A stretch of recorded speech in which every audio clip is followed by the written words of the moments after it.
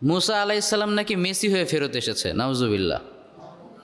কত বড় ইমান বিধ্বংসী ভয়ঙ্কর কথা, খেয়াল করছো?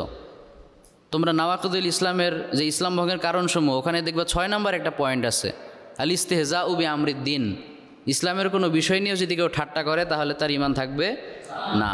ওয়ালাউ আমিলা বিহি, সে যদি ওটা আমলও করে তাও তার ইমান থাকবে না। তো সে যে কথাটা বলছে এটা কি ইসলাম নিয়ে ঠাট্টা হয় নাই? নবীদের শান মান অনুযায়ী এটা কি ঠিক কাজ হয়েছে? হয় নাই। এজন্য কথা বলার আগে আমাদের সাবধান থাকতে হবে। আল্লাহ রসুল সাল্লাল্লাহু আলাইহি ওয়াসাল্লাম বলতেন, কুফা আলাইকা হাযা, তুমি তোমার মুখটাকে কন্ট্রোল করো। এটা কিন্তু সকল পাপের মূলের মতো একটা বিষয়, মুখটাকে কন্ট্রোল করো। মান কানা ইউমিনু বিল্লাহি ওয়াল ইয়াউমিল আখির ফালিয়াকুল খায়রান আও লিয়াসমুত।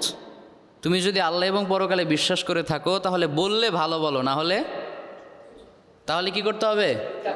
চুপ থাকতে হবে। কারণ চুপ থাকলেও লাভ আছে না নেই?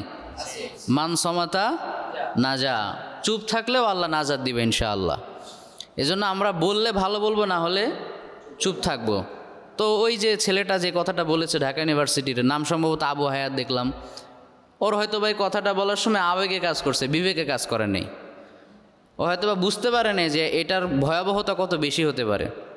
এগুলো তো আমাদের দেশে শিখানো হয় না, ইসলাম ভঙ্গের কারণসমূহ। এগুলো শিখালে তাহলে ওরা বুঝতো।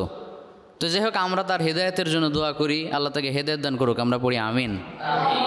আর আমাদের এই আলোচনাটা যদি কোনোভাবে সোশ্যাল মিডিয়াতে যেহেতু ইনশাল্লাহ দেওয়া হবে, তার কাছে যদি পৌঁছায়, আমরা তার কাছে উদাত্ত আহ্বান জানাবো সে যেন তওবা করে আল্লাহর কাছে কালেমা পড়ে নতুন করে ইসলাম কবুল করে, তাই না?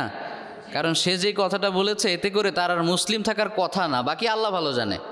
এজন্য তার উচিত হচ্ছে নিজের ইগোকে দূর করে নিজেকে বিনয় করে আল্লাহর সামনে নত করে দেয়া, যে আল্লাহ ভুল করে ফেলেছি, কাজটা ঠিক করি নাই, লা ইলাহা ইল্লাল্লাহ মুহাম্মাদুর রাসূলুল্লাহ।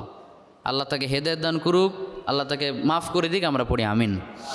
পাশাপাশি আমরাও যেন আমাদের মুখটাকে কন্ট্রোলে রাখতে পারি, আল্লাহ সেটাও তৌফিক দান করুক, আমিন।